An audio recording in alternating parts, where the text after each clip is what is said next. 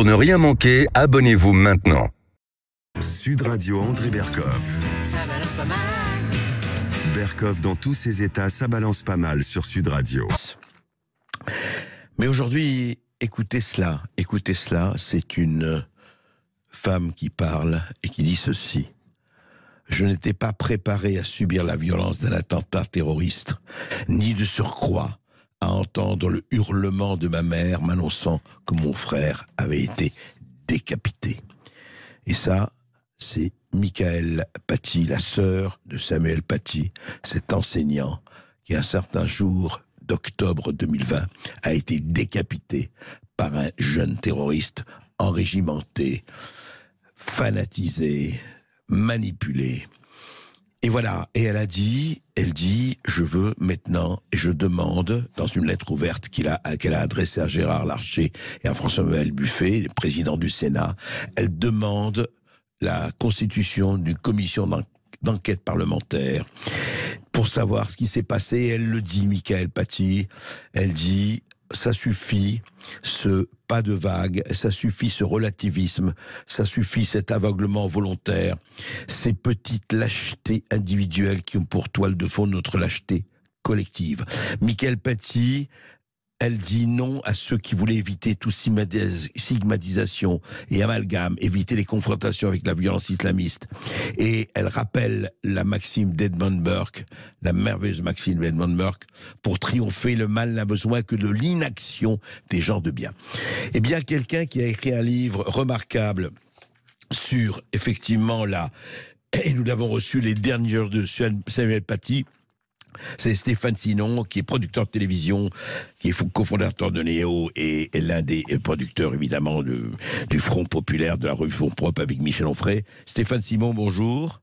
Bonjour André, bonjour à tous. Alors, Stéphane Simon, cette lettre, cette demande de Michael Paty, elle correspond vraiment à quelque chose, parce que quand on vous a reçu pour votre livre, vous dites justement, voilà, on sait ce qui s'est passé, mais on a envie de savoir effectivement les abandons de certains, les lâchetés d'autres et les démissions aussi des troisièmes.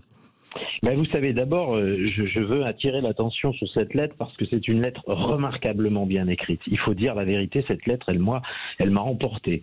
C'est une lettre qui est poignante. C'est une lettre de désespoir de la famille Paty, enfin en tout cas de Michael, la sœur de Samuel Paty, qui réclame comme une espèce de réparation quelque part que la lumière soit faite. Pas simplement sur les complices directs qui ont aidé le tueur, l'assassin de Samuel Paty, mais aussi comprendre, faire la lumière sur tous ceux qui n'ont pas vu le danger venir, qui n'ont pas cru à la réalité de la menace, alors que la menace, on le raconte très bien dans le livre Les derniers jours de Samuel Paty, la menace, elle se fait jour en 11 jours, on la voit devenir de plus en plus palpable, lui-même se sait, je le rappelle à vos auditeurs, lui-même, Samuel Paty, les derniers jours se sait tellement menacé qu'il prend une arme dérisoire qui est un marteau qu'il met dans son sac à dos pour pouvoir éventuellement se défendre. Ouais. Il sait, il le voit sur Internet, qu'il est l'objet d'une espèce de fatwa numérique et qui est un appel à non seulement à ce qu'il soit viré, non seulement à ce qu'il soit puni, mais qu'il soit corrigé. Il se fait traiter de voyou. On voit bien qu'on lui met, les islamistes lui mettent une cible sur le front.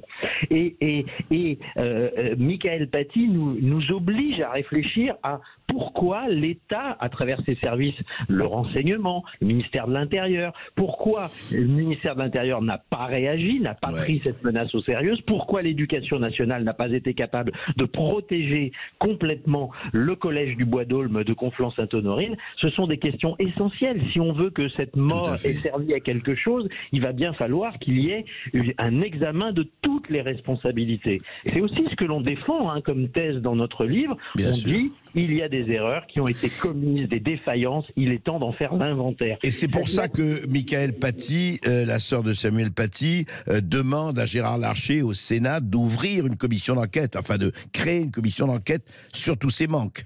Exactement, c'est ça. L'enjeu de cette lettre, c'est de dire, certes, il va y avoir un procès sur le premier cercle des responsables, les méchants, entre guillemets, les islamistes qui vont se retrouver au tribunal, mais il faut aussi que l'on soit éclairé sur l'arrière-fond de cette affaire Paty. C'est essentiel. Moi, j'espère que les sénateurs vont se retrouver mobilisés par cette lettre, parce que on doit au moins cette réparation à la famille Paty. On ne va pas refuser à la famille Paty un peu de vérité sur ce qui est arrivé sur Samuel Paty. La justice doit passer, c'est une chose, et l'enquête sur les responsabilités des uns et des autres doit être établie et servir encore une fois le collectif. Tout à fait. Stéphane Simon, vous pensez qu'il y a une chance, enfin on peut espérer qu'il y a une bonne chance que les sénateurs s'en emparent?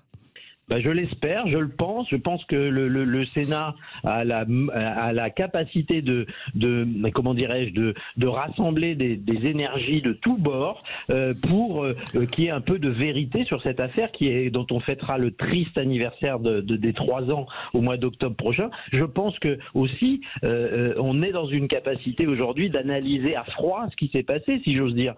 Mais oui, je l'espère de tout, je l'espère de tout mon cœur. Eh bien, écoutez, je pense que nous sommes nombreux à l'espérer en tout cas, et je rappelle votre livre, vraiment votre livre remarquable, Les derniers jours de Samuel Paty, enquête sur une tragédie qui aurait dû être évitée justement aux éditions Plomb. Et si je peux me permettre un dernier mot, les auditeurs peuvent lire l'intégralité de cette lettre que le site factuel.media a publiée. C'est une manière de s'en rendre compte. Merci beaucoup André. Merci.